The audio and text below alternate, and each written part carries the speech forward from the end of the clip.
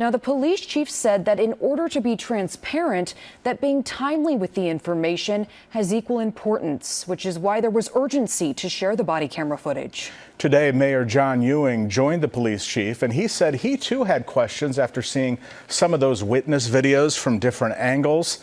After seeing the body cam footage and hearing the context of the arrest, the mayor told us that he saw the police officers acting professionally.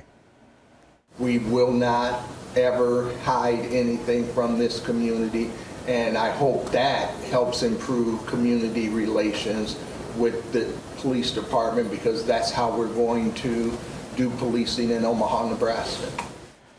To recap, there are 2 investigations underway since this was an in-custody death, one looking into the arrest, another examining what happened afterwards at the jail.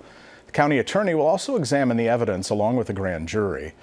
You can watch the entire news conference online, including the body cam footage at FirstAlert6.com. We will hear from the family momentarily here on First Alert 6.